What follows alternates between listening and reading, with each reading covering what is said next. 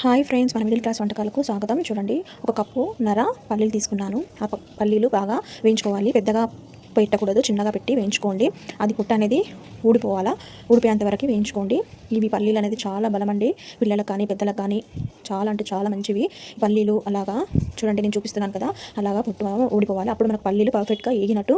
అప్పుడు తీసుకొని ఆ పల్లీలన్నీ తీసుకొని పక్కన పెట్టేసుకోండి. మళ్ళీ తర్వాత ఇప్పుడు నేను ఏ కప్ అయితే తీసుకున్నాను, మళ్ళీ అదే కప్పున్నర నువ్వులు తీసుకున్నాను. చూడండి, ఆ నువ్వులు అనేవి మనకు అదే కప్పుతో తీసుకోండి. చూడండి, చూపిస్తున్నాను కదా, అదే కప్పుతో తీసుకోండి. మనకు నువ్వులు అనేవి చిటపట అన్నట్టు వేగాలండి. మరి ఎక్కువ వేగన అవసరం లేదు, నార్మల్గా వేగితే చాలు. చూడండి, మన పల్లీలు అనేది చిటపట అనే వరకు వేగాల.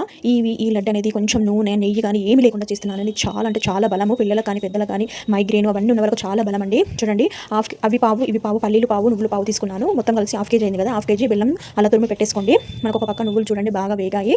ఇప్పుడు అలా వేగిన తర్వాత మనము ఏ విధంగానే పల్లీలు తీసి పక్కన పెట్టేసుకున్నామో అదే విధంగా తీసుకొని ఈ నువ్వులను కూడా మనము పక్కన పెట్టేసుకుందాము. పెట్టేసుకున్న తర్వాత బాదము, జీడిపప్పు మీ దగ్గర ఎక్కువ ఎక్కువ వేసుకోవచ్చు. నేనైతే ఎక్కువ మా పిల్లలు తినరని చెప్పి నేను తక్కువ వేసాను. మీ దగ్గర ఎక్కువ ఎక్కువ వేసుకోవచ్చు. అవి కూడా ఎలాంటి నూనె కానీ నెయ్యి కానీ ఏమీ లేకుండా వేయించుకోవాలి.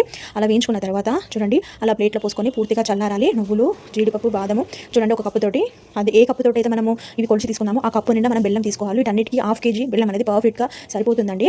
చూడండి, ఆ విధంగా పల్లీలు కనుక ఇలాంటి పొట్టు తీసుకోవాల్సిన అవసరం లేదు. చూడండి, మిక్సీ పట్టేసుకోండి, మెత్తగా రుబ్బేసుకోండి మిక్సీ. చూడండి, ఆ విధంగా కావాలి మనకు. అదే విధంగా చూడండి, అట్లా పొరలుగా వస్తుంది. చూడండి, ఇలాంటి నెయ్యి, ఇలాంటి నూనె, ఇలాంటిది చూడండి, మీరే చూస్తున్నారు కదండి. అలా చేసుకుంటే కనుక మనకు చాలా అంటే చాలా బాగుంటుంది ఫ్రెండ్స్. ఒక్కసారి ట్రై చేయండి మీరు. మీకు ఇంకే వంటలు కావాలో కామెంట్ సెక్షన్లో తెలియజేయండి. చూడండి, మన ఛానల్ని లైక్ చేయండి, షేర్ చేయండి, సబ్స్క్రైబ్ చేసుకోండి ఫ్రెండ్స్.